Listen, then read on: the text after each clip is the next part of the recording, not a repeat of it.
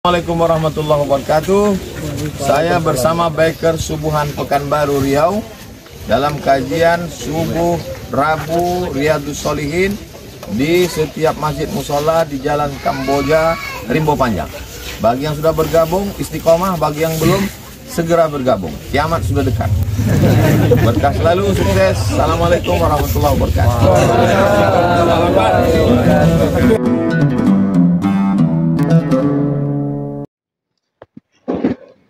Assalamualaikum warahmatullahi wabarakatuh. Bismillahirrahmanirrahim. Alhamdulillahirabbil alamin.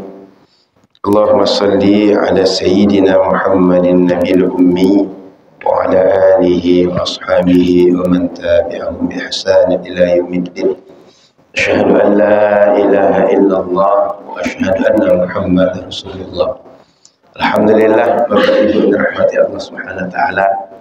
Pagi ini kita dikaruniakan Allah bisa hidup di hari yang baru dengan nikmat yang baru, melanjutkan kajian pembacaan kitab Riyadhus Shalihin. Malam pagi ini insyaallah kita lanjutkan hadis ketiga bab muraqabah. Yang di pekan lalu sudah dibacakan hadis kedua oleh Ustaz Abdul Ikrami. Pagi ini Ustaz mesti berangkat ke Brunei Darussalam sehingga jam 4.30 sudah keluar dari rumah, sholat subuh di bendara. Oleh sebab itu saya diminta untuk menggantikan, melanjutkan pembacaan kitab Riyadhus Shalihin, sehingga meskipun beliau tidak ada di Rimbo Panjang, kajian ini tetap berlanjut insyaallah. Jadi ini akan kita lanjutkan terus, mudah-mudahan sampai khatam, dan Allah karuniakan kita semua bisa mengkhatamkan kitab ini.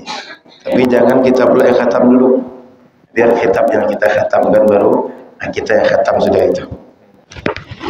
Paham maksud saya khatam kan? Jadi mudah-mudahan sampai akhir insyaallah. Salawat teriring salam dari Rasulullah sallallahu alaihi wasallam. Semoga kita semua ini nanti bersama guru-guru kita, bersama orang tua kita, bersama keluarga kita, sahabat-sahabat kita, berkumpulnya di akhirat dalam surga Jannatul Firdaus bersama Nabi Muhammad sallallahu alaihi wasallam. Amin ya rabbal alamin. Baik, kita lanjutkan hadis yang ketiga. Kitab Al-Muraqabah, hadis yang ketiga. Wabihi ila qal an Ibnu Abbas radhiyallahu taala anhu. Diriwayatkan hadis berasal dari sahabat Nabi Ibnu Abbas. Ibnu Abbas ini satu di antara 4 Abdullah yang di zaman Nabi terkenal dengan orangnya ahli ibadah, ahli ilmu. Dan mereka muda-muda di zaman itu. Abdullah bin Umar, Abdullah bin Abbas, Abdullah bin Mas'ud, Abdullah bin Amr bin As, 4 orang. Abdullah bin Abbas ini terkenal dengan turjuman Al-Quran, ahli dalam mentafsirkan Al-Quran. Dan beliau seorang sahabat Nabi yang luas wawasannya. Ketika ditanya kenapa beliau punya ilmu yang luas itu, jawaban beliau rahasianya adalah lisanun sa'ul. Ini lisan ini tak berhenti bertanya. Bertanya terus. Wa qalbun aqul. Otak dia, pikiran dia itu berpikir terus sehingga tak pernah berhenti. Ada sesuatu yang nampak oleh dia patut untuk dipikirkan, patut untuk direnungkan. Ada sesuatu yang menarik untuk dipelajari, dia akan berpikir otaknya. Sehingga mulut dia dan akal beliau itu tak berhenti untuk dia terus bekerja. Sehingga ibarat pisau, makin kita asah makin tajam. Makin lama kita pakai, terus kita asah, dia makin tajam. Inilah kata beliau rahasia kenapa beliau ilmunya luas. Lisanun sa'ul, lisan yang tak bosan untuk bertanya. Wa qalbun aqul, pikiran beliau terus aktif untuk berfikir. Apa jadi tengok, berfikir. Apa yang dikatakan orang dipikirkan oleh beliau. Sehingga dari setiap berfikir itu muncul ilmu-ilmu yang Allah berikan, awalnya tak terpikirkan oleh beliau. Maka sahabat Allah bin Abbas, apa kata beliau? Qal kuntu khalfan Nabi sallallahu alaihi wasallam yauman. Aku, kata Abdullah bin Abbas, suatu hari naik bersama Nabi di atas seekor onta. Boncengan bahasa kita sekarang. Jadi kalau hewan itu sanggup untuk diboncengi 2 orang, boleh kita boncengi. Kalau tidak, jangan. Sebab kalau kita membebani hewan di atas kemampuan dia, zalim kita dengan hewan itu. Maka ada di zaman Nabi itu ada onta yang diberikan beban yang sangat berat. Begitu berjumpa dengan Nabi, dia mengadu kepada Nabi, Nabi, ini tuanku ini zalim kepadaku. Aku tak mampu untuk mengangkat beban ini, dikasihnya di atas kemampuanku. Lalu Nabi paham dengan cakap dia, disampaikan kepada tuannya, ini kurangi beban dia. Dia tak kuat mengangkat beban seberat ini. Jangan zalimi dia. Dikurangi oleh tuan dia, baru onta tadi merasa senang dan dia berjalan dengan normal. Tadinya tertatih-tatih, payah dia. Dan inilah satu di antara kehebatan Nabi Muhammad SAW, mukjizat beliau, paham, bisa berdialog dengan hewan, bisa berdialog dengan makhluk-makhluk Allah, tak aja manusia.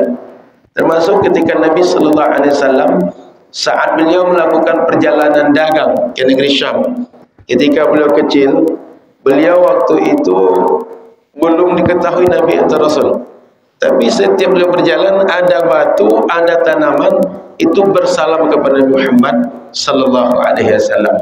Pendeta Buhairah tahu ini adalah Nabi akhir zaman, sehingga jangan biarkan dia sembarang berada di tempat terbuka. Kalau tahu orang Yahudi, dia akan dibunuh. Suruh pada pamannya Abu Talib, bawa dia balik lagi. Jangan sampai berada di tempat ini. Kalau ketemu orang Yahudi, dia akan dibunuh. Maka Nabi Muhammad SAW dia punya mukjizat, bisa bicara dengan makhluk Allah selain manusia juga. Jadi poinnya adalah ketika kita berada di atas kendaraan hewan terutama, kalau tak sanggup jangan dipaksakan juga. Tapi kalau sekarang naik motor bebek atau Vespa atau motor Cup tahun 70, asal lagi sanggup boleh naik. Sebab dia bukan hewan. Cuma kalau tak sanggup lagi, jangan-jangan terakhir pakai motor setelah itu. Sudah tu bisa lagi naik. Sebab dia tak kuat, kita paksakan juga. Jadi ketika kita naik pada kendaraan, boleh kita berdua kalau ataupun bertiga kalau sanggup dia. Maka Nabi SAW tidak hanya dengan sahabat Abdullah bin Abbas pernah bonceng naik onta berdua. Ada lebih kurang sekitar 40 sahabat yang pernah naik onta bareng dengan Rasul sallallahu alaihi wasallam. Termasuk Hasan Husain, termasuk Abu Bakar, termasuk Umar dan sahabat yang lain. Nabi ketika perang Badar itu onta atau kendaraan untuk berangkat itu tak sebanyak jumlah orang. Sehingga ada onta itu yang ditunggang bertiga, ada yang berdua. Ada yang jalan kaki yang berangkat. Makanya hewan di zaman itu bila digunakan untuk perang, dia tak sanggup untuk satu orang satu, digunakan untuk, tak cukup untuk satu orang satu, berdua dan bertiga di atasnya. Jadi boleh kita naik lebih daripada satu orang kalau mampu dia. Apa kata Ibnu Abbas? Waktu itu Rasul bilang kepada saya, ya ghulam. Nak, ghulam ini dalam bahasa Arab biasanya anak kecil sampai anak usia sebelum balik. Dalam sebagian keterangan hadis, usia Ibnu Abbas baru 10 tahun. 10 tahun. Bukan orang besar macam kita. Tapi pesan yang akan disampaikan Rasul setelah ini, pesan untuk orang yang sudah matang dalam berpikir. Maka ini menunjukkan bahwa Rasul sallallahu alaihi wasallam tahu Ibnu Abbas ini akan seperti apa di masa akan datang. Dia akan menjadi orang bagaimana, sehingga dari kecil Rasul sudah sampaikan pesan, meskipun belum seusia dia, tapi Rasul memberikan pesan dan dia sanggup untuk mencerna pesan ini. Apa kata Rasul berpesan? Inni u'allimuka kalimatin. Nah, aku ajarkan kepada engkau, aku beritahukan kepada engkau kalimat, pesan-pesan, petuah-petuah. Yang petuah-petuah ini dia akan manfaat bagi engkau berguna bagi engkau. Dia kalimat-kalimatnya singkat tapi punya makna yang mendalam. Dia pesannya tak banyak tapi bisa menjadi pesan yang engkau akan pakai seumur hidup engkau. Jadi Rasul bilang, wahai nak, dengar betul baik-baik, sebab aku akan menyampaikan pada engkau pesan-pesan yang dia adalah pesan yang mengumpulkan semua pesan yang penting terhimpun dalam pesan ini. Yang pesan ini kalaulah engkau pahami, engkau amalkan, isinya ada ilmu, ada ma'rifat, ada akhlak, semua yang patut dalam agama tercakup dalam pesan ini. Apa isi pesannya? Maka kata Rasul kemudian kepada sahabat Ibnu Abbas, ihfazillah yahfazka. Nah, jagalah Allah. Apa makna jagalah Allah di sini? Jagalah taat engkau kepada Allah. Jagalah ketakwaan engkau kepada Allah. Jagalah bahwa Allah melarang engkau berbuat sesuatu, jaga jangan sampai engkau buat. Allah suruh engkau melakukan sesuatu, jaga agar engkau membuat. Itu maksud daripada jagalah Allah. Karena bukan jaga Allah langsung. Siapa yang bisa menjaga Allah?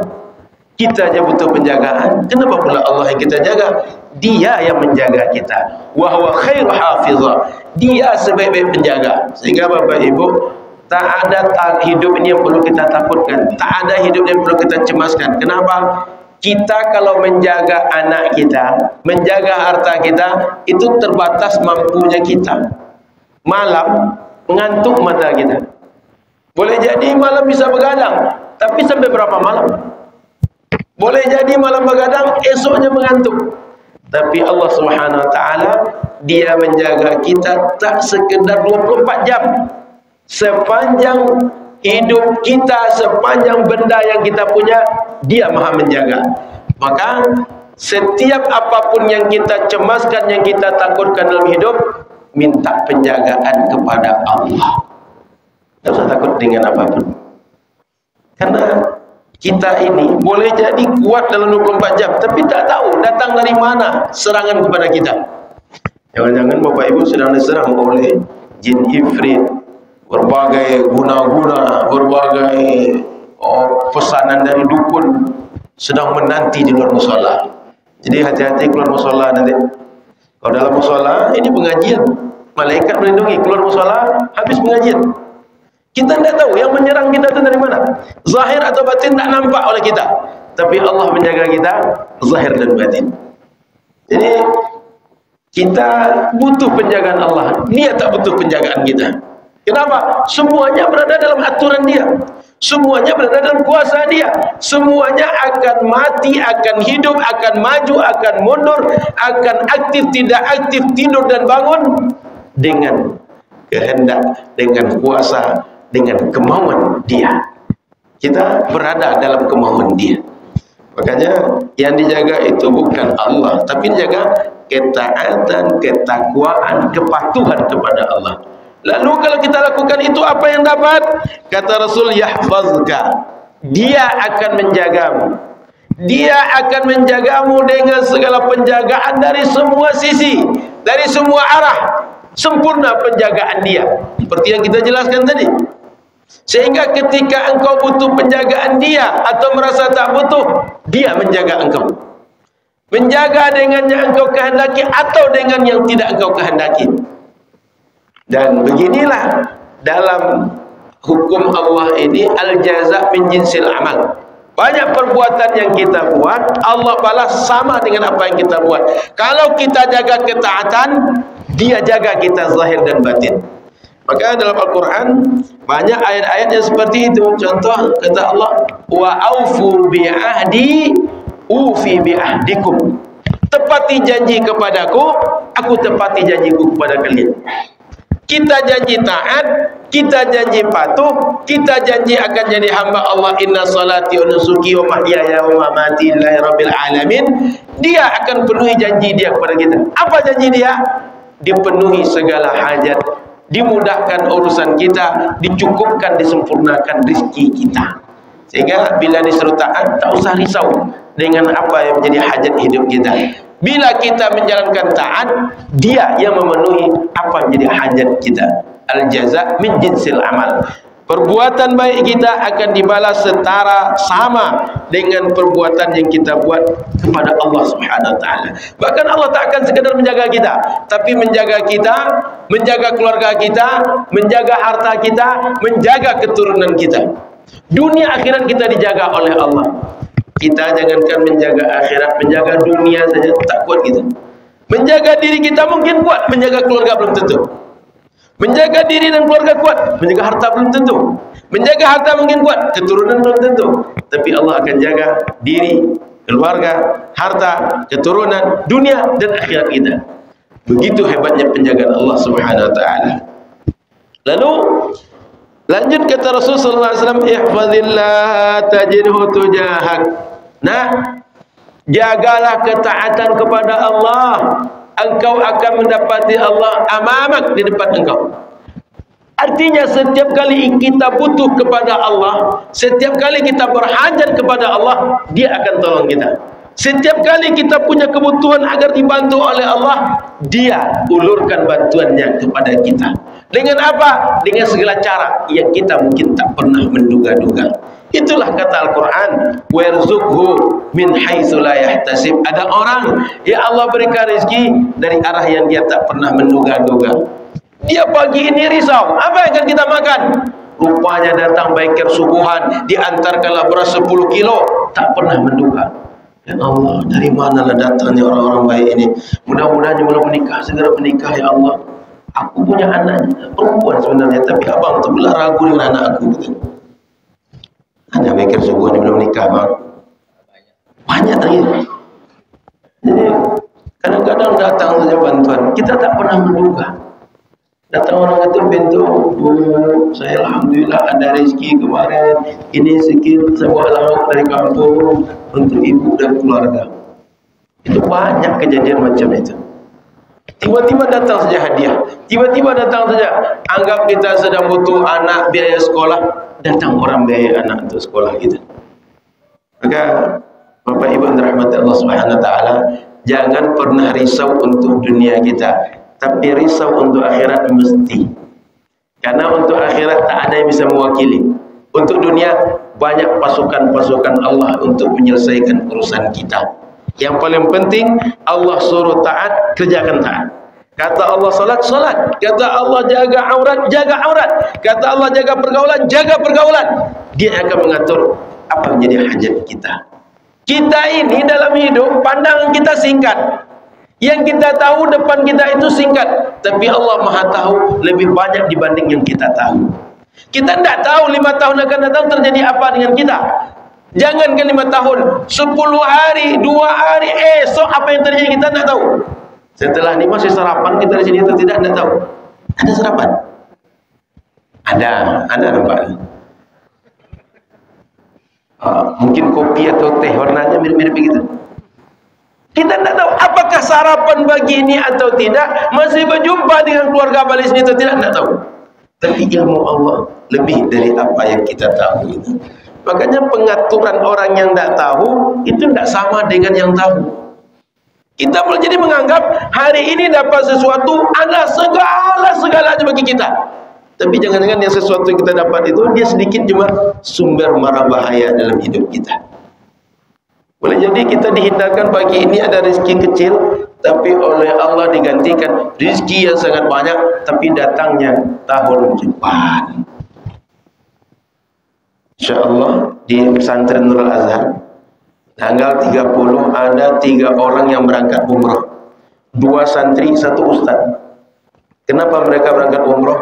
Ada orang yang dulu berniat, Ustaz, kalau nanti ada umroh, saya punya harta cukup, saya berangkatkan tiap 1 tahun 1 santri, 1 ustaz. Silakan dipilih siapa yang diberangkatkan.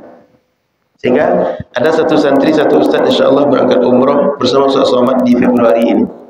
Lalu begitu sudah dapat informasi ini, orang tua kawan yang lain tahu, rupanya ada pula kawan dari orang tua santri ini, kalau nanti anak kamu sudah selesai menghafal Quran, saya berangkatkan umroh. Orang tua kawan dia berangkatkan umroh. Sehingga 2 santri insyaAllah berangkat umroh, 1 ustaz berangkat umroh. Dalam hidup mereka mungkin tak pernah mengira kapan, entah apa bentuknya Makkah itu, tak kapan ke sana. Tapi Allah mudahkan berangkat umrah tahun ini tak dengan biaya mereka. Apa yang mereka lakukan? Tiap hari menghafal Quran, ustadznya menghafalkan Quran untuk santri. Tak terfikir dapat uang 35 juta entah dari mana berangkat umrah. Jadi Bapak Ibu jangan takut dengan hidup ini. Alhamdulillah banyak Allah bukakan kepada kita. Kita tutup satu yang sumber haram, Allah akan bukakan banyak sumber yang halal untuk kita. Sehingga jangan pernah berpikir, Ustaz, saya sudah lakukan berbagai upaya, tinggal satu-satunya cara riba. Mohon maaf, mungkin menurut kita cara riba satu-satunya. Sebenarnya masih banyak cara yang Allah berikan, tapi pikiran kita sedang tertutup dengan cara yang riba. Jangan tergiur dengan dosa, jangan tergiur dengan yang salah. Upayakan bersabar lagi dan cari lagi mana solusi yang lain.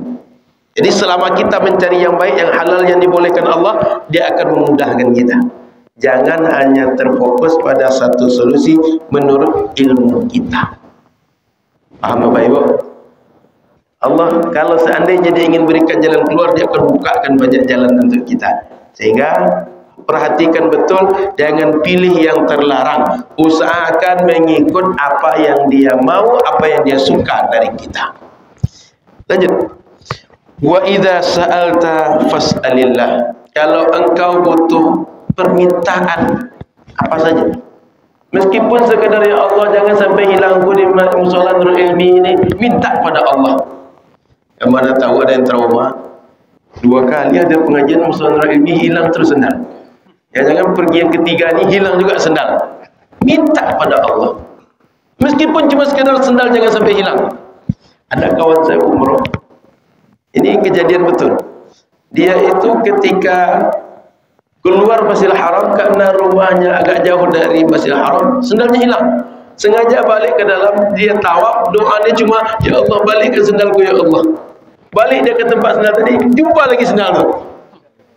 Sekedar minta sendal balikkan saja. Doa di depan Kaabah pula. Bayangkan kalau doa kita minta hidayah, minta diberikan kekuatan untuk taat, minta sendal jadi dikasih oleh Allah, apalagi doa yang baik-baik, apalagi doa taat, apalagi doa anak saleh, istri salihah, keluarga yang sakinah, semuanya mendekat kepada Allah Subhanahu wa taala. Ini betul terjadi. Kawan itu yang cerita langsung dengan kawan yang berdua berangkat dengan dia, sehingga ketika cerita itu keduanya tertawa sebab minta mereka depan Kaabah cuma minta sendal balik saja. Mending minta bini balik, ini sendal balik yang diminta. Ya Allah, tapi dikabulkan oleh Allah Subhanahu wa taala. Maka ketika berdoa itu yakinlah setiap doa kita dikabulkan oleh Allah Subhanahu wa taala. Jangan pernah ragu dengan doa yang kita mintakan. Di sini Allah katakan ihfazillah yahfazka. Wa idza sa'alta fas'alillah, kalau engkau minta kepada Allah, jangan kepada yang lain. Mohon maaf, kita berharap dengan manusia, berharap dengan selain Allah ini banyak kecewa kita. Banyak yang kita harapkan kadang-kadang satu dapatnya setengah. Jadi puas setengah, kecewa setengah. Maka bila kita berharap pada Allah, tak akan pernah kita kecewa, tak akan pernah marah, tak akan pernah kita menyesal. Tapi lapang hati kita menerima setiap pemberian Allah Subhanahu wa taala. Pemberian orang ini terbatas, pemberian orang ini tak banyak. Dia pun berharap kepada Allah. Sebaiknya kalau dia berharap, kita berharap mending kepada Allah langsung untuk berharap. Sebab dia berhajat juga kepada Allah. Daripada berhajat kepada orang yang berhajat, mending langsung saja.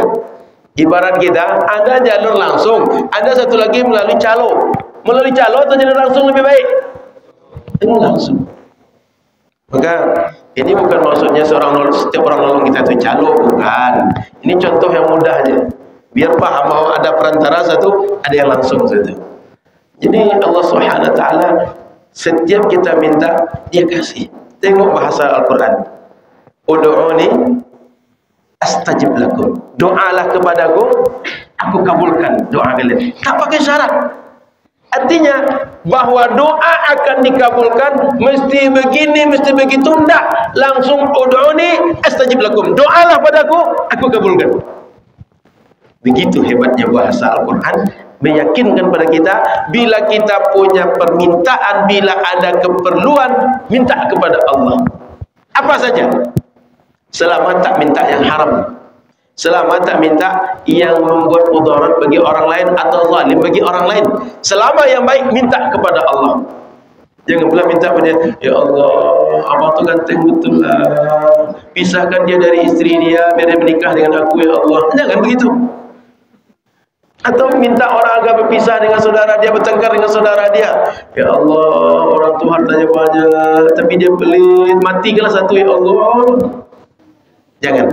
Berbagai doa-doa yang tak baik jangan. Tapi doa yang baik minta kepada Allah, dia akan kabulkan kita. Doa ni astajib lakum. Yakin kita dengan itu. Lalu wa idza sta'anta fasta'in billah. Kalau minta pertolongan, mintalah kepada Allah. Kalau minta kepada orang, dia pun berhajat kepada Allah. Dia pun lemah. Tapi kalau kita minta kepada Allah, maka Allah Subhanahu wa taala dia akan wujudkan. Kita semua ini lemah, tapi Allah dia tak lemah. Kita semua ini tak berdaya. Kita sering menyebut la haula wala quwwata illa billah. Apa makna paling mudah la haula wala quwwata illa billah tu? Ya Allah, tak ada kemampuan kami berbuat taat, tidak ada kemampuan kami menjauhi maksiat kecuali dengan daya dan upaya yang datang dari Engkau. Jadi kita mampu berbuat taat karena Allah yang berikan kekuatan. Kita mampu menjauhi maksiat juga karena Allah yang berikan kekuatan untuk kita. Bukan karena hebatnya kita, bukan karena kuatnya hati kita, tapi Allah yang menjadikan itu semua. Bapak Ibu yang dirahmati Allah Subhanahu wa taala, wa may yatawakkal 'ala Allah fa huwa hasbuh. Siapa saja yang tawakal pada Allah, dia yakinkan setiap yang dia minta, dia yakinkan Allah yang akan menolong, Allah yang akan berikan jalan keluar. Fa huwa hasbuh. Allah akan mencukupkan, Allah akan menyelesaikan, Allah akan urus untuk dia yang memasrahkan diri kepada Allah. Sudah nonton cerita kami pergi ke Batu Tilam? Minta ampun. Waktu mau berangkat, apa kata kawan-kawan sopir kita tu kan setiap mobil kan pakai radio, sehingga kalau bicara dengan antar sopir tu kan bisa cerita. Apa kata sopir, jalan tu masih sirtu kebanyakan, belum masuk jalan tanah lagi. Oh, kalau macam kau Batu Tilam, tak terasa kau Batu Tilam. Kira-kira macam itulah maknanya. Tak macam tahun-tahun lalu kita ke Batu Tilam. Rupanya mulai masuk jalan tanah, hari mulai gelap, mulai malam 5:30, hari mulai gelap. Setelah maghrib turun hujan. Begitu turun hujan, ada satu mobil kawan mengira kita paling dulu sampai, yang lain belakangan. Begitu sampai nanti kita akan sambut tala'al badru alaina. Macam orang Madinah menyebut orang baru sampai. Rupanya kawan di 1 jam 10 menunggu kami yang datang di belakangan supaya dibantu pakai wind saja.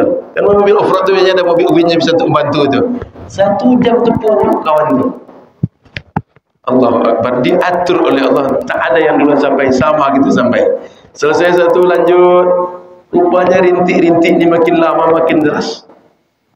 Sampailah satu tempat yang agak tinggi sikit. 3 jam tak selesai di situ. Jangankan mobil, orang asal berjalan terjelapak. Terjelapak tu terjatuh. Ini saya masih ada bekasnya. Pokoknya asal ada yang jatuh, berusaha melihat keadaan, berusaha menolong, narik seling, terjatuh. Licin jalan tu. Mendaki, kemudian kalau habis hujan kan, kalau pas hujan kan licinnya hanyut. Ini habis hujan licin. Setiap yang turun tu minimal kalau nak tergolek sekali, berguling 2 kali. Jadi berat. Besok harinya sudah sampai di sini, ada satu kawan nelpon saya, Ustaz, saya waktu kita narik seling itu ada kobra begini kepalanya Ustaz, lebih kurang panjangnya mungkin sekitar 1,5 sampai 2 meter lah kata dia, tapi tak saya cerita ke orang. Dah kita lanjut je. Tak lama setelah itu kucing hutan pula lagi 2 kali mengaum-ngaum. Nampak saya Ustaz ni, setinggi bawah pinggang saya sikit kata dia, tapi tak saya ceritakan ke orang. Sehingga begitu saya nampak keduanya, saya naik ke atas sikit, saya tarik pakai seling tadi, saya jalan pakai seling tadi, saya minta air kepada kawan-kawan. Kan kita biasa kalau takut tu pakai air mentah kan, kalau kaget tu air mentah kan, minta air. Paginya baru ceritakan ke Ustaz Somad. Esok malamnya 10 dah sampai di rumah baru nelpon saya, cerita ke saya. Untung tak malam tu cerita ke saya. Kalau malam tu jangan kencing di celana kami semua. Ya Allah, 3 jam tak selesai. Akhirnya kita berfikir jam 9 sudah tidur nyenyak, kita di Batu Tilam. Jam 2 baru sampai di masjid. Sehingga makan malam tu rapel dengan sahur. Jam 2 baru makan. Orang bertanya, ini belum sampai Batu Tilam, baru sampai Masjid Nurul Azhar. Batu Tilam masih 6 kilo ke atas. Ini gimana Bu ya? Kita lanjut malam itu tidak? Saya musyawarah dengan kawan-kawan yang mengerti tentang perjalanan, kawan-kawan sopir. Kata kawan-kawan, terserah kepada Bu ya. Kami kalau minta lanjut, kita lanjut. Kalau minta di sini, kita istirahat. Saya bilang, kalau kita lanjut, kita dah capek. Hari makin malam. Tanah masih licin, masih lunak. Jangan-jangan kita usahakan malam ini, esok jam 10 baru sampai di atas. Kita istirahat, besok habis subuh kita berangkat. Di situlah kemudian Ustaz tadi ceramah di Masjid Nurul Azhar. Di situlah nanti tengok Instagram Ustaz Somad, gimana rasanya kalau orang lagi bersalah. Setiap orang bicara itu macam orang bicara sama kita. Sehingga ketika baca ayat afala ta'qilun, ketika tengok ciptaan Allah, apakah kalian tak berfikir? Macam orang bicara sama kita. Kalian tak berfikir bawa aku ke sini. Jadi Bapak Ibu rahmatullah taala, maka saat itu muncullah kepasrahan kepada Allah Subhanahu wa taala. Apa nak dibuat lagi? Segala upaya dah dibuat dah. 3 jam tak lewat yang satu itu. Tadinya berfikir, tak terasa Batu Tilam kita. Enaknya ngegas. Tapi rupanya tak kuat gas tadi lagi. Dah sampai pendakian, tinggi pendakian, berhenti sampai situ. 3 jam. Sudah sampai Ustaz Somad bilang, Buya, setiap sambo tengok tadi mobil pakai win sampai ke atas. Yang tak pakai win sepertinya tak bisa naik ke atas. Mobil ambo tinggal risiko. InsyaAllah aman, kata beliau. Itu dah instruksi begitu. Sehingga mobil-mobil yang rasa tak mungkin naik ke atas, tinggalkan. Besok kita ambil lagi. Alhamdulillah 3 jam lewat juga. Pasrah kepada Allah. Minta tolong kepada Allah. Tak ada yang hebat di dunia ini. Tak ada yang kuat di dunia ini. Semuanya berada dalam aturan, dalam kehendak, dalam kemauan Allah Subhanahu wa ta'ala. Maka hidup ini bila kita pasrahkan kepada Allah, lapang hati kita. Tapi bila kita paksakan sesuai apa yang kita mau, sempit hidup ini terasa dan banyak marah, suuzan, dan kita menganggap Allah tidak adil dan berbagai anggapan-anggapan tak baik muncul dalam hati kita. Jadi balik kita, wa idza sta'anta fasta'in billah. Kalau minta tolonglah kepada Allah Subhanahu wa ta'ala. Lalu wa'lam, ketahuilah wahai anakku, annal ummata, kalau semua orang, baik semua orang di dunia ini, termasuk orang baik dan tak baik, law ijtama'at, mereka semua berkumpul, andailah semua orang berkumpul, ala ayyanfa'uka bi syai'in, mereka semua hendak mendatangkan manfaat untuk engkau. Kalau kita misalnya sedang cari kerja, kita butuh lulus kerja saat itu. Semua orang berusaha agar kita bisa lulus dalam tes. Tak akan lulus tes kecuali dengan kehendak Allah. Andai semua orang, kita sedang sakit, pengen sehat, semua di dunia ini berkumpul, termasuk jinnya berkumpul, termasuk malaikat berkumpul, ingin kita sehat, tapi kehendak Allah tidak mau kita sehat, tak akan kita sehat. Ini kalimat ini disampaikan pada anak usia 10 tahun. Perhatian 10 tahun ini bukan orang sembarang hati dia, orang yang hebat. Anak sekarang kalau disampaikan itu mungkin bingung dia. Apa tadi ya, kata dia. Ayah bercakap dengan siapa tadi ya, katanya. Bingung dia, tak tercerna oleh dia. Anak 10 tahun dipesankan Nabi, nak, andaikan semua orang di dunia ini, jin dan manusia, pokoknya siapapun yang ada, mereka semua ingin mendatangkan manfaat yang kecil pun untukmu. Meskipun ibu-ibu kalau pakai jilbab kan butuh jarum tu. Sekedar mendatangkan jarum, semua orang dunia ini berkumpul, tak akan dapat jarum tadi kecuali dengan kehendak Allah yang sudah selesai Allah jadikan takdir bagi kita jauh sebelum semua langit dan bumi diciptakan oleh Allah. Jadi sekarang tak usah menyesal, kenapalah saya sampai di Ribu Panjang ini, kok saya tak hidup di dekat Kaabah saja. Tak usah menyesal. Jangan-jangan sudah dekat Kaabah pula kita justru menghinakan Kaabah. Kan kita itu karena jarang ke sana, makanya rindu dengan Ka'bah. Tapi tengok orang di situ. Justru sudah depan Ka'bah tinggal dia, sekitar Ka'bah rumah dia, solat jamaah tak pernah depan Ka'bah. Di mana dia solat jamaah? Di emperan toko dia. Padahal jalan ke Ka'bah itu dekat. Orang yang pernah haji umrah insyaallah paham bisa maksudkan ini. Banyak orang di situ. Dalam masjid masih lapang, masih luas. Dia bentangkan sajadah dia di pinggir jalan, solat di situ. Padahal apa salahnya jalan sikit lagi? Bisa depan Ka'bah, bisa dekat imam, bisa saf pertama, bisa tempat paling terbaik. Itu mungkin dekat, mungkin dalam rukun Yamani atau dekat makam Ibrahim, tempat-tempat yang mustajab doa. Tapi dia tak kejarkan ke tempat itu. Jadi Bapak Ibu sahabat rahmat Allah Subhanahu wa taala, hidup ini kita syukuri dengan apapun yang Allah berikan kepada kita. Tak usah marah-marah. Kenapa Allah kasihkan aku hidup susah? Tahukah kita? Kita tahu nikmatnya senang tu karena pernah susah. Kita tahu nikmat senang punya uang tu karena pernah tak punya uang. Kita tahu nikmatnya kenyang itu karena pernah lapar. Tapi kalau tak pernah lapar, tidak terasa bahwa kenyang itu nikmat. Kalau sehat terus, tidak terasa bahwa sehat itu nikmat. Jadi sengaja Allah jadikan hidup kita satu warna. Bagi Allah mudah Bapak Ibu. Semua kita sehat selalu, semua kita kaya raya, semua kita alim. Bagi Allah mudah. Tapi Allah ingin hidup kita ini bukan hidup yang biasa, tapi hidupnya luar biasa. Hidupnya hidup orang hebat. Makanya Allah berikan kadang-kadang sentilan. Kadang terjadi kehilangan, kadang terjadi kerusakan. Agar apa? Dengan kehilangan, dengan kerusakan, kita merasakan berharganya sesuatu yang kita miliki, sesuatu yang ada di tangan kita. Jadi Bapak Ibu yang dirahmati Allah Subhanahu wa taala, andai semua orang berkeinginan mendatangkan manfaat untuk kita, tak akan terjadi kecuali Allah sudah mentakdirkan untuk kita. Tapi jangan pula berpikir, kan sudah Allah takdirkan sehingga saya tak usah lagi melakukan apapun. Bukan begitu pula. Ilmu Allah tak sama dengan ilmu kita. Ilmu kita adalah berusaha mana yang menurut kita bisa mencapai kepada kebaikan, kesuksesan. Kita lakukan itu. Dan setiap kita lakukan, itu ibadah bagi kita. Setiap kita lakukan, setiap gerak kita menjadi pahala bagi kita. Soal Allah mengasihi apa, kita tidak tahu. Maka kita lakukan saja apa yang kita bisa. Allah akan memberikan, Allah akan mendatangkan dengan cara dia. Dan kita tak usah untuk menghukumi dan memaksa. Allah mesti datangkan dengan cara yang kita mau. Dia akan datangkan dengan cara dia. Bapak Ibu, ada uang misalnya 10.000, anak ada 3. Apakah Bapak Ibu pasti ngasih anak itu sama semua? Belum tentu. Anak-anak yang satu kasih 5.000, yang satu 2.000, yang satu kasih 3.000. Ketika anak tanya, "Mak, kenapa aku kasih cuma 2.000? Aku pengen 5.000 macam kakak." Apa kata kita? Dah aku kasih dah, syukur kau dah. Kesal kita kan? Sempat anak bertanya begitu.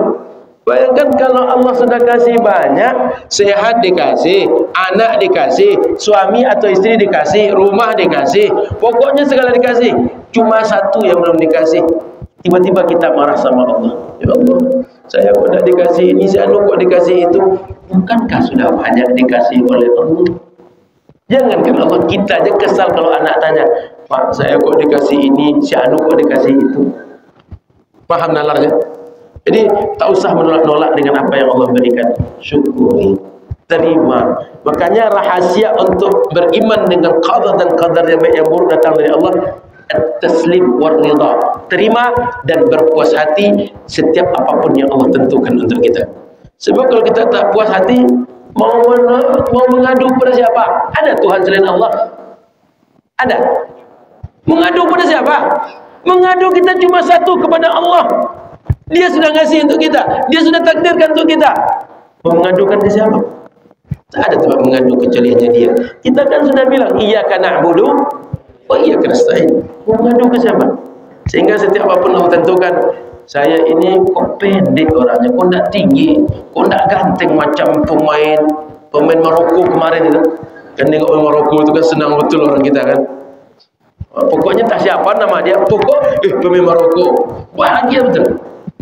Kok saya kecil, kok saya hitam, kok rambutnya tidak ikal macam pemain film itu, kok rambutnya lurus-lurus macam Marco Polo, berani dan menantang. Jadi rambut tu dipasang peci sikit, muncul keluar dia. Awak kira rambut ni mudah diatur, rapi, macam anak muda yang layak jadi bintang iklan gitu. Tak usah marah. Jangan-jangan Allah ingin berikan rahasia yang banyak di balik itu. Allah ingin berikan berbagai kebaikan dan hikmah di balik itu. Jadi hidup ini tak usah kita menyalahkan siapapun, terimalah dan mengadulah kepada Allah. Lalu apa kata Nabi itu? Lam yanfa'uka illa bi syai'in qad katabahu Allahu lak. Tak akan bisa orang mendatangkan manfaat untuk engkau kecuali Allah sudah takdirkan itu terjadi untuk engkau. Dan sebaliknya, wa in ijtama'u ala ayyadurruka bi syai'in. Kalau seandainya mereka semua berniat buruk, semua mereka ingin membunuh engkau, semua mereka ingin menggagal engkau lulus PNS, semua mereka tak ingin engkau jadi presiden. Mudah-mudahan jadi presiden yang kita suka tu. Amin. Jangan apa pula, ini ustaz ni bicara apa dah kata. Kita mudah-mudahan jadilah yang kita suka itu, ya Allah. Dah lama dah capek dah rasanya dah. Apalagi pertalite makin lama makin mahal, distillate makin lama makin mahal. Besok-besok jangan-jangan tak hidup kita lagi. Jadi andaikan berkumpul semua orang ingin mendatangkan mudarat untuk engkau, ingin mendatangkan manfaat untuk engkau, tak akan terjadi semua itu kecuali dengan takdir yang sudah Allah tetapkan untuk kita. Maka sekali lagi Bapak Ibu rahmati Allah Subhanahu wa taala, hidup ini tak usah banyak risau. Apa yang Allah kasih, nikmati, syukuri.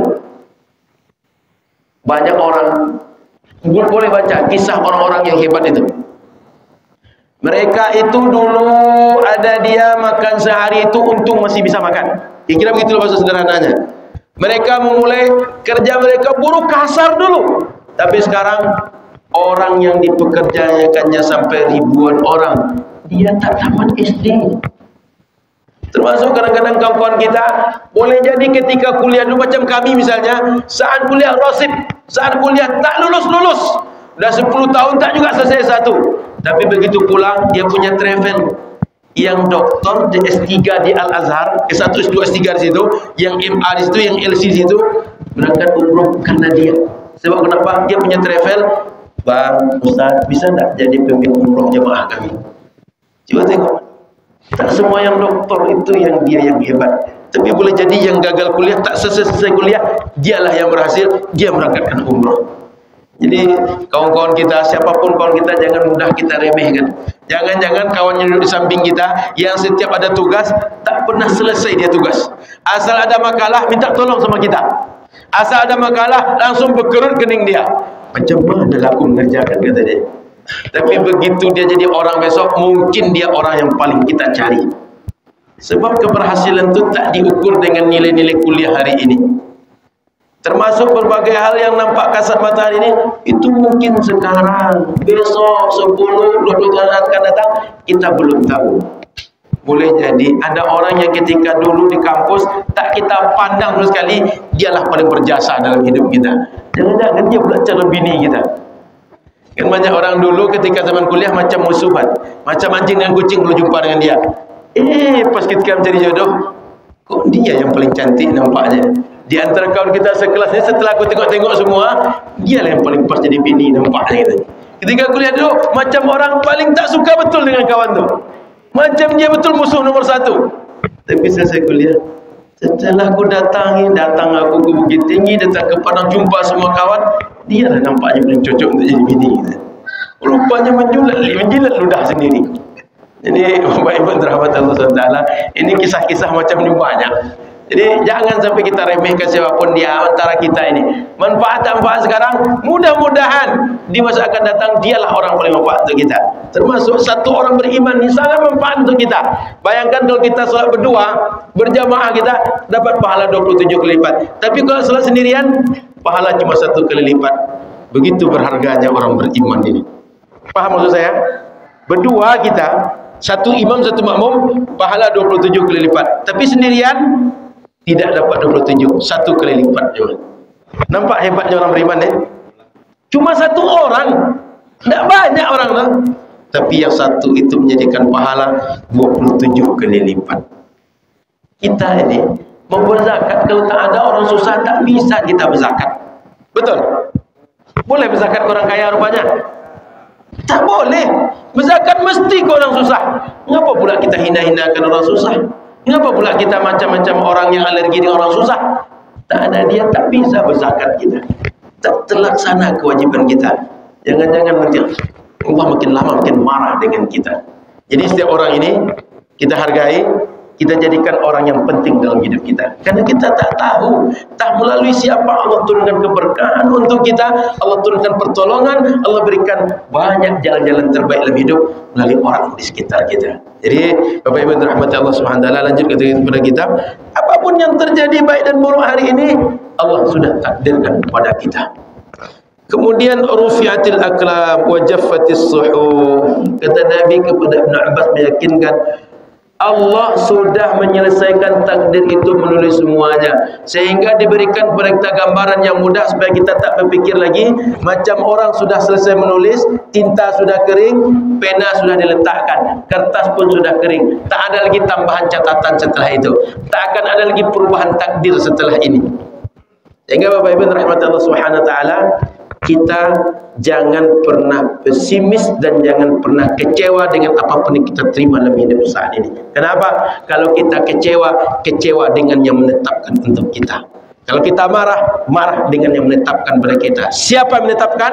Allah Subhanahu wa taala. Jangan marah pada Allah. Kalau marah pada Allah, jangan-jangan kita yang justru susah setelah itu. Justru kita yang stres, Allah tak terjadi apa-apa dengan dia.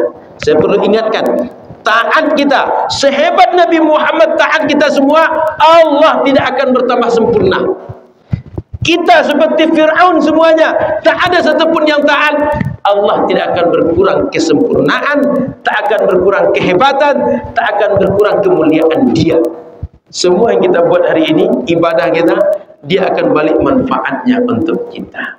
Tengok kita salat misalnya, inna salata tanha. Yang berbuat fahsya mungkar kita atau Allah? Kita kan? Kalau kita salat tercegah dari perbuatan mungkar, perbuatan fahsya. Siapa yang dapat manfaat? Kita. Tengok lagi ayat, ala bi dzikrillahi tatmainnul. Dengan zikir kepada Allah, hati kita jadi tenang. Yang punya hati Allah atau kita? Manfaat untuk kita. Jadi Bapak Ibu rahmati Allah Subhanahu wa taala, tak ada satupun yang menjadi ketentuan Allah buruk bagi kita selama kita bisa menerima dengan hati yang lapang. Rawahu Tirmizi. Wa fi riwayati ghairi Tirmizi, dalam riwayat selain Imam Tirmizi, ihfazillaha tajidhu amamak. Tadi ada nasi ihfazillaha yahfazka, ihfazillaha tajidhu tujahak. Ada nasi yang lain.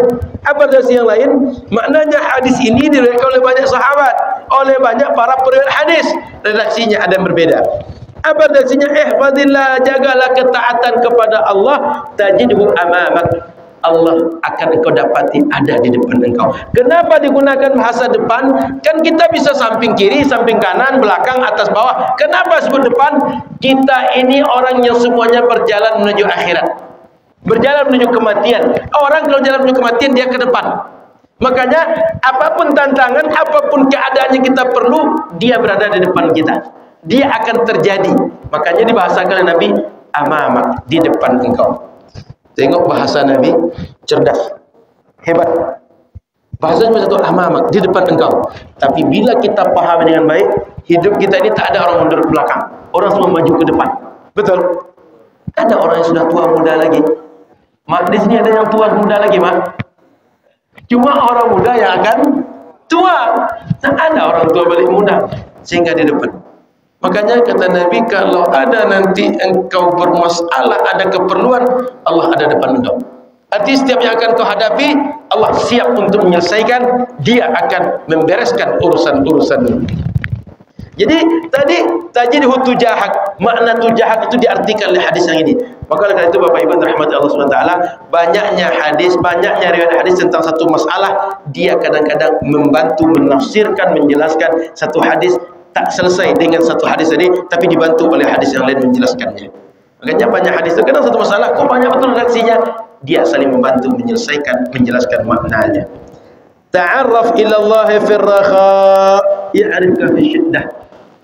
Ingatlah kepada Allah, cintalah kepada Allah, taatlah kepada Allah saat engkau lapang, saat engkau sehat, saat engkau ada waktu luang, saat engkau muda, saat engkau kaya, saat engkau hidup.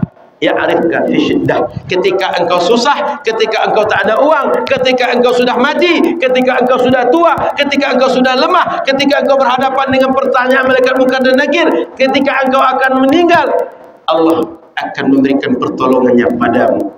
Jadi Bapak Ibu, pertolongan Allah akan datang kepada kita minimal sebelum kita meninggal. Allah datangkan kita bisa husnul khatimah. Hidup itu yang terbaik itu yang ujungnya husnul khatimah. Sehingga selama hidup ini mau hidup susah, hidup senang, tak ada masalah. Semuanya bisa melalui. Betul. Yang susah hari ini masih sholat subuh, yang senang hari ini masih sholat subuh, tadi masih tidur. Betul. Yang hari ini punya hutang, tadi malam bisa tidur atau tidak? Punya hutang tuh. Orang yang punya hutang, yang risau oleh hutang, tadi malam masih bisa tidur. Betul? Masih bisa makan, masih senang. Sehingga Bapak Ibu rahmat Allah SWT, tak usah kita risaukan hidup, tak usah kita takutkan, yakin dengan Allah. Bapak Ibu rahmat Allah SWT, saya tak ingin, bukan bermaksud riak. Kami di pengurus yayasan Tabung Wakaf Umat tak ngambil gaji. Tak ada gaji sampai sekarang. Sehingga kemana-mana kami dengan mobil kami, kemana-mana urusan dengan bawa apa yang kami punya kami bawa. Tapi subhanallah, rasa-rasanya lah usaha Nabi sebelum dia jadi pengurus yayasan, dia tak ada mobil baru. Jadi pengurus yayasan tak ambil gaji, beli mobil baru. Kapan sekarang jual mobil itu, beli lagi mobil yang baru yang lain. Ini artinya apa yang terjadi dalam hidup. Saya merasakan juga begitu. Rasanya dulu agak sibuk kita, sebentar-sebentar ceramah, sebentar pengajian. Sekarang jarang pengajian, tapi uangnya lebih banyak. Artinya kegiatan kita dulu rasanya sibuk betul, uangnya sedikit. Sekarang kegiatan rasanya kurang, tapi uangnya banyak. Jadi Bapak Ibu rahmati Allah SWT, kita mungkin menutup satu sebab datangnya rezeki, tapi Allah bukakan banyak tempat rezeki yang mengalir pada kita. Jadi kita tak sedang mencerita opini, tapi ini kenyataan hidup. Dan Bapak Ibu mungkin punya pengalaman jauh lebih baik dibanding kami. Dan banyak lagi Allah bukakan berbagai hal yang kita tak pernah duga-duga. Jadi Bapak Ibu rahmatullahi wabarakatuh, ingat pada Allah ketika kita syukur, ketika kita senang, ketika kita ada, saat tidak ada, dia ingat dengan kita. Minimal saat kita susah, ketika sakaratul maut, dia tolong kita dan kita husnul khatimah. Wa'lam anna ma akhta'aka lam yakun lisibak. Ingatlah, sebuah musibah dia tak terjadi kepada engkau, terjadi pada orang, dia tak akan pernah kena kepada engkau. Ada musibah. Saya pernah nonton ada iklan, mungkin dia konten. Ada seorang anak, emak-emak waktu itu duduk di sebuah kursi. Dia ini sudah tua, payungnya jatuh. Berharap anak-anak tadi bantu dia ngambilkan payung. Rupa anak-anak ini cuek aja, tak mau diambilkan. Anak sekolah tak mau diambilkan. Mak tadi karena sudah tua, dia payah untuk mengangkat badan, diusahakan mengambil. Rupanya begitu dia mengambil, selesai dia berangkat dari kursi tadi, jatuh benda dari atas sehingga kursi tadi patah. Kursi tadi, kalaulah badan dia sana mungkin mati mak tu di situ. Coba tengok, orang tak mau mengambilkan payung untuk kita, rupanya ada hikmah di situ. Bergerak kita selamat dari kematian. Paham cara Allah mengatur hidup ini? Nalar kita tak sampai, tapi Allah SWT mengatur dengan ilmu dia, dan dia mengatur dengan segala cara yang kita tak pernah menduga-duga. Itu real terjadi dalam hidup ini. Lanjut, wa ma asabaka lam yakun liyukhti'ak. Dan setiap yang kena pada engkau tak akan mengena kepada orang lain. Musibah bila untuk kita, dia akan kena untuk kita. Rizki bila untuk kita, dia akan datang kepada kita. Tak akan tersalah alamat. Kita yang sering salah alamat. Jadi ini rumahnya Ustaz Arnold. Oh enggak, ini rumah janda nih. Oh, janda minta nomor HP dia. Jadi kita yang sering salah alamat. Kadang-kadang tanya, itu Ustaz Ahmad itu? Bukan, itu Ustaz Rahmat. Jadi kita sering salah alamat, tapi rezeki kita dia tak salah alamat. Begitu juga musibah kita tak salah alamat. Sehingga yang paling mudah ketika datang rezeki, datang musibah, terima dengan hati yang lapang, puas diri, dengan bersyukur kepada Allah Subhanahu wa taala. Ini hidup yang nikmat itu. Dikit lagi. Wa'lam anna an-nasra ma'as sabri. Ketahuilah bahwa pertolongan akan Allah bukakan dengan kesabaran-kesabaran kita. Bersabar kita melalui masalah, Allah datangkan jalan-jalan keluar untuk kita. Kalau Al-Quran Allah bahasakan, wasta'inu bis sabri wassalah. Minta tolonglah kalian selesai dari masalah kalian, keluar dari masalah kalian dengan salat dan sabar. Apa maknanya? Agar kalian keluar dari masalah, kalian lalui dengan sabar. Sabar itu kemudian menuntun kalian sampai kepada solusi dari masalah kalian. Jadi Bapak Ibu rahmati Allah SWT, banyak masalah dia tak butuh kita selesaikan, tapi dia cuma butuh beri waktu untuk dia selesai dengan sendirinya. Itu banyak yang seperti itu.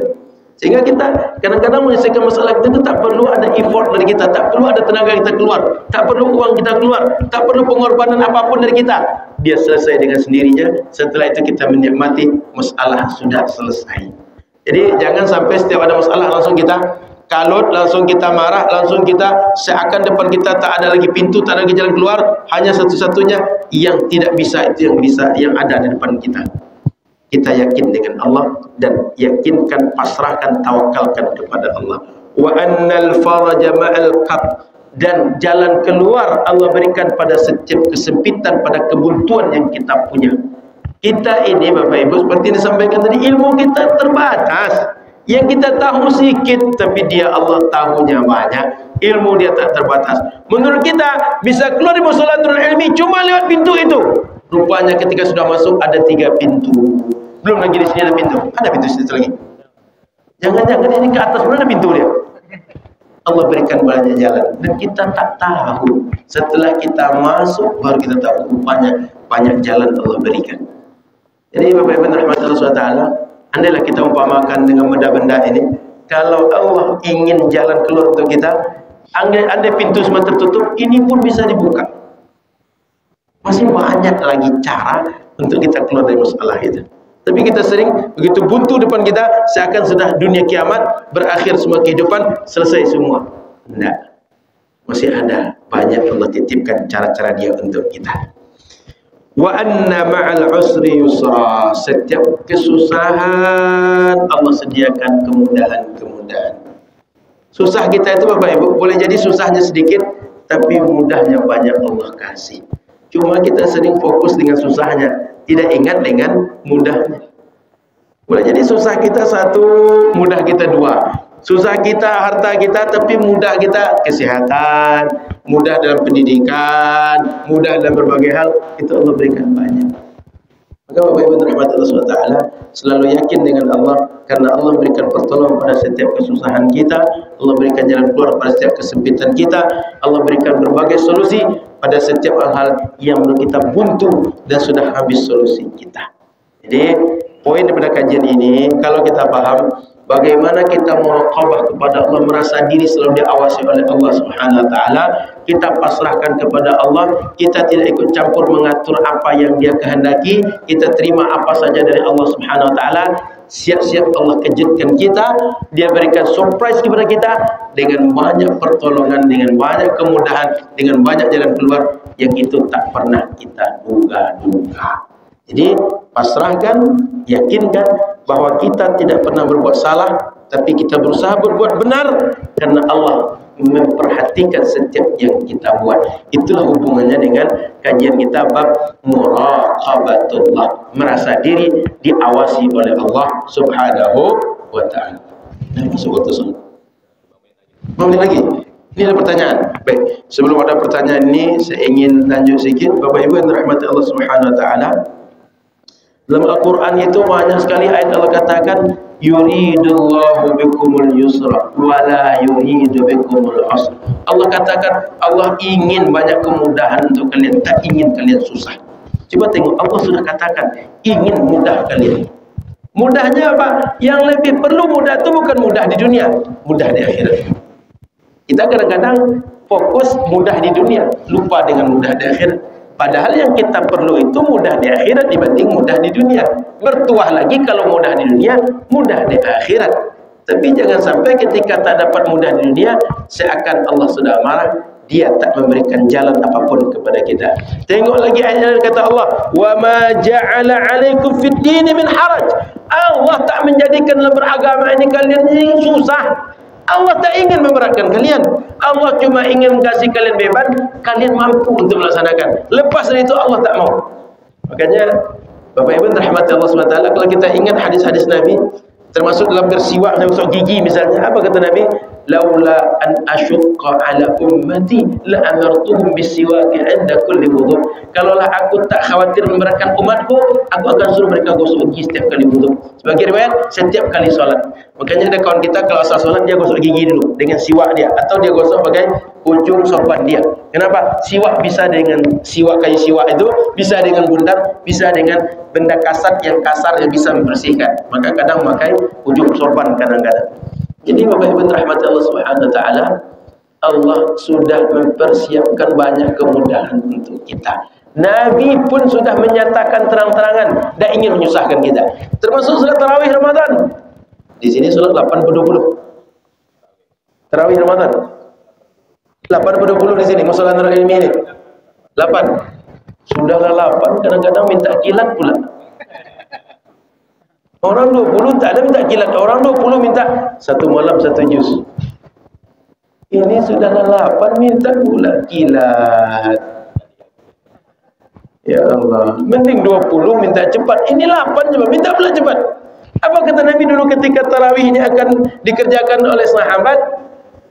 Aku tahu Nabi itu berapa malam Ramadan itu sholat di masjid. Sahabat tiba-tiba jadi makmum langsung dengan Nabi.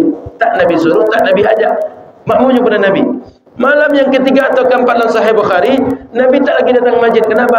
Takut kalau nanti Nabi datang, mereka sholat berjamaah dengan Nabi, lalu diwajibkan. Sehingga setiap malam wajib sholat tarawih. Terbayang kalau setiap malam wajib sholat tarawih? Nanti orang-orang ingin pulang kampung, Pak Wandi ingin pulang ke Malalo. Ini kalau tak malam berangkat tak sampai ke kampung. Belum lagi jalan putus, belum lagi macet nanti. Seandainya malam kita berangkat tak solat malam itu berdosa kita. Belum lagi ibu-ibu, orang 10 malam terakhir sibuk untuk i'tikaf, ibu-ibu sibuk untuk tawaf. Tawaf di mall, tawaf di pasar. Ada yang mencari baju baru untuk anak, ada mencari ragi, ada mencari berbagai bahan untuk buat kue. Nanti kalau datang kawan-kawan, datanglah menantu, datang mertua, apalah kue dibuatkan untuk mereka. Jadi kalaulah wajib setiap malam itu solat malam tu, mungkin banyak umat Nabi Muhammad yang akan berdosa. Kata Nabi, aku khawatir kalau itu diwajibkan untuk kalian, kalian berat gara-gara itu. Tengok ajaran agama kita, dia tidak menghendaki kita mengerjakan di atas kemampuan kita. Makanya kata Imam Syafi'i, al-amru idza dhaqat tasa' wa idza tasa'a dhaqa. Apabila masalah agama ini terasa berat, terasa sudah mulai sempit, dia melapang dengan sendirinya. Apa maknanya? Ketika kita dalam kondisi normal tak boleh melakukan yang haram, dalam kondisi tertentu karena sudah tak ada lagi solusi, boleh melakukan yang haram. Dan ketika dia sudah lapang, dia akan sempit dengan sendirinya. Apa maknanya? Ketika sudah dapat solusi, dia akan terbatas. Yang halal saja boleh dibuat, jangan lagi diperluas dengan yang haram. Makanya punya kaedah pengecualian-kecualian. Sehingga dalam kaedah usul fikih, ad-daruratu tubihul mahzurat. Kalau kondisi kita darurat, yang tadi terlarang menjadi boleh kita buat. Yang paling mudah contohnya, kita kelaparan. Sampai di hutan yang bisa diburu cuma babi. Mati babi oleh kita, makan daging babi boleh. Tapi ad-daruratu tuqaddar biqadriha. Kondisi darurat itu cukup sekedar kita perlu makannya. Jangan pula dipotong banyak-banyak, disayat kecil-kecil. Ini kayaknya jual 10 kilo lumayan juga uangnya nih. Sekedar untuk kita penghilang lapar, sehingga kita tak mati kelaparan di hutan itu. Begitu agama ini. Jadi agama ini suka kita itu lapang, kita itu tidak berat, kita mampu, kita menikmati setiap ibadah yang Allah berikan. Cuma memang tabiatnya setiap beban ibadah itu dia berat untuk dikerjakan. Bukan berat kemampuan, berat hati kita untuk mengerjakan. Kenapa? Karena itu memang sengaja menjadi ujian bagi kita. Sehingga namanya taklif. Taklif itu beban. Yang namanya beban, dia membutuhkan perjuangan untuk melakukannya. Jadi kalau bangun subuh itu agak berat, memang begitu tabiatnya. Tapi bangun subuh itu bukan satu hal yang mustahil. Bisa, cuma kita kadang malas untuk bangunnya. Bukan masalah berat subuhnya, tapi malas bangunnya. Nah, ini perjuangan kita. Disitulah nilai ibadahnya. Jadi saya ulang Bapak Ibu, agama ini tak menghendaki kita susah, kita berat, kita mati dan segala macam, tapi menghendaki kemudahan dan keringanan. Sehingga termasuk ketika kita tak bisa berwudu, dikasih solusi ada tayamum. Ketika kita safar tak bisa sholat setiap waktu dan sholatnya berrakaat dengan berrakaat, dikasih ada jamak, dikasih ada qasar, dan banyak keringanan-keringanan yang lainnya. Gimana? Mau sholat dulu atau jawab dulu? Jawab dulu. Tanya Pak Ustaz. Jika membaca surat Al-A'la, sehabis imam membaca, makmum doa yang menjawab SAW sebaiknya gimana? Oh baik. Bapak Ibu rahmati Allah Subhanahu wa taala. Bila baca Quran itu dengar dengan nama Nabi Muhammad, itu boleh kita jawab dengan salawat. Dalam dan di luar salat itu boleh. Tapi kalau nama Nabi Ibrahim, nama Nabi Musa, Nabi Isa, Nabi yang lain, tak ada anjuran kita untuk salawat seperti salawat kepada Nabi Muhammad sallallahu alaihi wasallam. Makanya ahli ilmu ketika di akhir surat Al-A'la itu tidak baca alaihi salam, alaihi wassalam, tak baca itu. Tapi ketika baca Yasin itu dia menjawab sallallahu alaihi wasallam. Kenapa? Yasin itu kata para ahli tafsir satu di antara nama Nabi Muhammad sallallahu alaihi wasallam. Kan ala Yasin habibillah kan? Dalam selawat kita itu Yasin itu Nabi Muhammad. Taha nama Nabi Muhammad. Nabi Muhammad itu punya nama yang banyak. Jadi alaihi wassalam ketika Nabi Isa, Nabi Musa, Nabi Ibrahim disebutkan itu tidak dianjurkan selawat seperti selawat kepada Nabi Muhammad sallallahu alaihi wasallam. Oh Ustaz, bolehkah wuduk pakai air laut?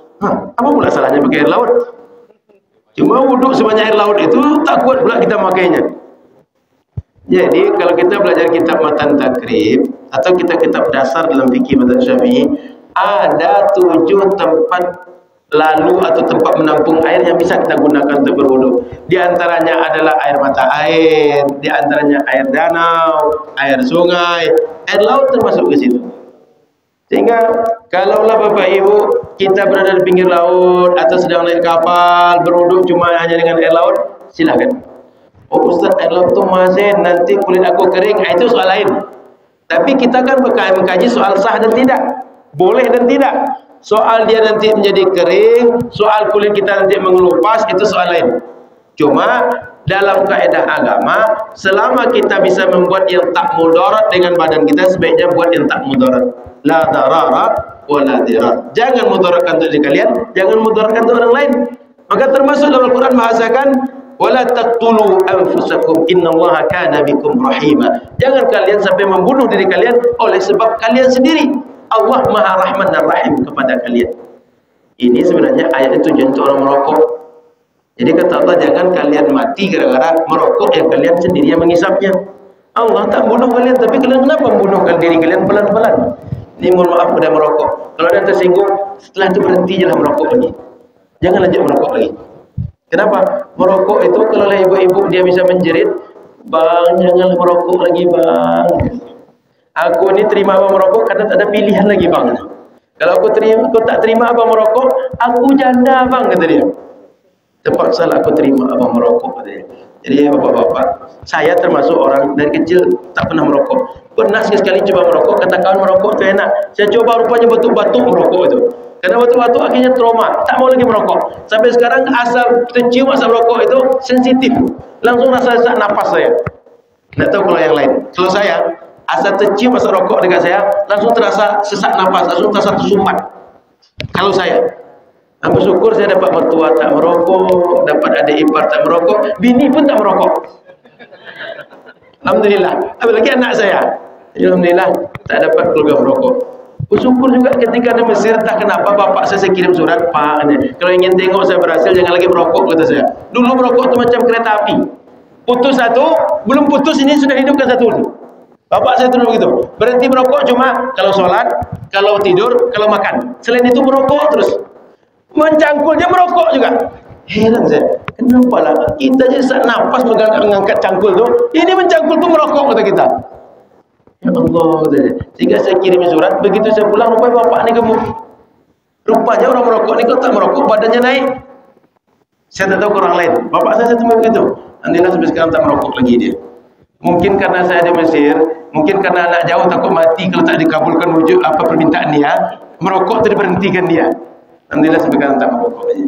Dia Bapak Ibu rahmat Allah SWT, Allah sayang kepada kita, jangan buat mudarat untuk diri kita. Sehingga kalau air laut itu rasanya akan mudarat, carilah solusi yang lain. Kalau tak ada solusi, begitu pakai air laut, nanti carikan solusi supaya tak mudarat ke badan kita. Tapi dari segi sah dan tidaknya, sah kita berwuduk dengan air laut. Ini kan kita kaji tadi kalau ada mudarat. Tapi jika tidak ada mudarat, berarti sah secara fikih, aman secara kesehatan. Termasuk Bapak Ibu rahmati Allah, kalau ada yang pergi haji, pergi umroh, pengen saat di sana jangan sampai kita datang haid. Kalau datang haid nanti tak bisa tawaf, tak bisa sama dengan rombongan. Sebelum kita memutuskan untuk mengundur masa haid dengan obat, tanyalah ke dokter, apakah mudarat untuk kita atau tidak. Karena secara fikih, kalau kita tidak haid, kita tawaf meskipun di masa siklus itu tetap sah. Kenapa? Tak ada haid. Cuma memakai obatnya mudarat atau tidak. Kalau mudarat berarti kita sendiri yang mudaratkan untuk diri kita. Sementara syariat mengatakan bila kita sedang haid jangan tawaf. Kalau sudah bersih tawaf. Jadi kalau ada yang melakukan obat mengundur masa haid, kan orang umroh, orang haji kadang-kadang begitu. Konsultasi dengan dokter. Takut-takutnya mudarat untuk kita. Termasuk mohon maaf ibu-ibu kadang-kadang dia pengen KB. Memang sang KB apapun alat KB itu pastikan konsultasi dengan dokter. Cocok dengan saya atau tidak, mudarat dengan saya atau tidak. Pokoknya apa saja kita konsumsi dalam hidup, usahakan jangan mudarat untuk diri kita. Apalagi kita tahu, ini racun tikus. Cobalah sikit, mati aku atau tidak oleh dia. Rupanya coba sikit, bukan mati, sengsara sudah itu. Ada orang yang coba bunuh diri. Dia bunuh diri bisa digantung situ. Badan dia berat, talinya tak seberat badan dia. Akhirnya putus, jatuh dia, terkilir badan kawan. Mati tidak, Allah susah setelah itu. Malu lagi. Jadi, Bapak Ibu rahmati Allah SWT, hidup ini jangan dibuat susah, ringan-ringan je lah. Carilah yang nikmat-nikmat dalam hidup ni. Kadang-kadang kita pula yang membuat hidup ini tergiring dengan susah gara-gara perbuatan kita. Baik, lanjut pertanyaan ketiga. Apakah jula-jula termasuk riba? Jula-jula, tahu jula-jula?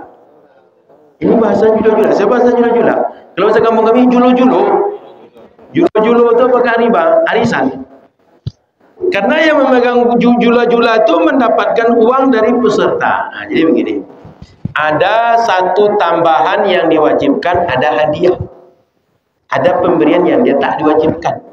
Kalau dia bersifat hadiah, makna hadiah itu dikasih orang alhamdulillah, tak dikasih tak apa-apa. Tapi kalau dia beban kewajiban, harus sekian tambahnya. Kalau mengharuskan gitu, mau orang balikkan atau tidak, mau beruntung atau tidak, punya uang atau tidak, harus segitu. Yang mengharuskan itu adalah riba. Tapi yang sifatnya hadiah tidak riba. Jadi kalau misalnya kita arisan, sekedar pergantian saja siapa yang dapat, itu tak ada masalah. Itu ada prinsip gotong royong. Prinsip tolong menolong itu sesuai dengan syariat Islam. Wa ta'awanu 'alal birri wat taqwa. Bantu menyelesaikan masalah kawan kita dahulu. Nanti masanya kita dibantu lagi. Nah, maka kalau sekedar itu tak ada masalah. Tapi kalau ada mewajibkan yang pegang julo-julo mesti dapat sekian setiap kali tercabut, siapapun tercabut, ini bisa menjadi tambahan yang dia tak halal bagi dia. Tapi dia bukan riba. Jadi bukan riba. Kenapa? Dia bukan pinjaman. Pemberian tadi itu kan julo-julo itu kan bukan pinjaman, tapi kita mengumpulkan uang, ya siapa yang dapat dia yang ambil duluan. Dan itu kan kadang-kadang kita atur juga. Saya butuh, saya dapat sekarang untuk saya dulu ya, yang punya saya untuk kamu nanti. Kan bisa begitu juga kan? Melapangkan dan memudahkan. Jadi dia tak otomatis riba, tapi setiap hutang, setiap beban yang kita berikan kepada orang daripada hutang, baru dia menjadi riba. Kenapa dia riba itu tak di segala agama? Orang susah itu mestinya kita bantu. Bukan orang susah kita manfaatkan. Kan orang berhutang itu karena dia perlu. Karena dia susah. Orang susah mestinya ditolong. Bukan dimanfaatkan. seakan kita tak bersaudara dengan dia. Padahal kata Nabi, innamal mu'minuna, orang beriman itu bersaudara. Mau orang negara manapun selama beriman dia saudara kita. Mau dia mazhab apapun selama beriman dia saudara kita. Jadi hutang itu menghendaki kita membantu orang, bukan memanfaatkan susah orang untuk keuntungan kita. Makanya tercela sekali riba. Dan ingat, riba itu semua agama mengharamkan. Tak ada agama yang menghalalkan riba. Mau Yahudi, mau Nasrani, mau agama apa saja mengharamkan riba. Tak ada yang menghalalkan. Cuma masalahnya ada yang perlu dipahami dengan baik. Sesuatu itu riba atau tidak, di situ baru banyak perdebatan ulama. Tapi riba haram sepakat. Riba tak boleh dilakukan, semua sepakat. Cuma apakah yang kita lakukan ini tergolong riba atau tidak, itu dua hal yang berbeda. Menentukan sesuatu riba dengan melakukan sesuatu yang jelas riba, itu dua hal yang berbeda. Sehingga jangan dianggap nanti orang itu dia halalkan riba. Belum tentu dia begitu. Dia tak tahu bahwa itu riba, lalu dia lakukan. Paham ya? Jadi yang menjadi perbedaan ulama ini sering menentukan sebuah akad riba atau tidak. Macam tadi, julo-julo macam ini riba atau tidak. Menentukan itu orang yang bisa beda pendapat. Tapi kalau sudah pasti riba, semuanya sepakat dia haram, tak boleh dibuat. Kalau ada yang pasti riba, dia masih melakukan, dia menghalalkan, dia bisa kafir gara-gara itu. Paham? Cukup? Saya kira cukup. Pertanyaan sudah selesai. Kita setelah isyraq, sudah itu kita sarapan pagi. Kalau tak ada di sini, sarapan di rumah masing-masing. Pokoknya sarapan pagi ini, jangan sampai tak sarapan gara-gara pengajian ini. Kita serahkan pada Allah Ustaz. Sarapan juga insya Allah ada. Pengurus musola yang ini baik-baik. Pokoknya musola masjid ini pengurusnya baik-baik. Asal pengajian ada sarapan pagi. Kalau tak ada sarapan pagi, mungkin saat itu sedang lupa. Bukan sedang tak ada, sedang lupa saja. Jadi insya Allah Rabu akan datang kita lanjutkan. Insya Allah dengan Ustaz kita. Ini cuma karena Rabu kemarin ada tamu. Rabu ini karena Ustaz kalau tak berangkat pagi tak terkejar penerbangan ke Brunei Darussalam. Sebab mesti kita sambung lagi penerbangan internasional. Ke Brunei itu dia tak banyak penerbangan dan dia tak bisa setiap saat. Beda dengan Pekanbaru Jakarta. Bahkan pernah Pekanbaru Jakarta 7 kali sehari penerbangan. Saking banyaknya orang Pekanbaru ke Jakarta dan sebaliknya. Jadi karena faktor itu mohon maaf pagi ini Ustaz tak mengisi pengajian. Saya menyampaikan seperti yang pernah saya sampaikan. Kalau Ustaz sudah tak ada, berarti saya maju. Berarti Khalifah Ustaz Abdul Somad. Kalau orang tak mengangkat, kita mengangkat diri sendiri. Dia jadi Khalifah juga kan. Jadi insyaAllah pengajiannya akan lanjut. Ustaz ada tak ada, insyaAllah akan tetap lanjut. Biiznillah. Yang penting Bapak Ibu kita istiqamah dan berusaha mengambil setiap hikmah dari ilmu-ilmu yang kita dapat. Terima kasih. Mohon maaf saudara dan kurang. Subhanallahi wa bihamdika, asyhadu an la ilaha illa anta, astaghfiruka wa atubu ilaika. Assalamualaikum warahmatullahi wabarakatuh.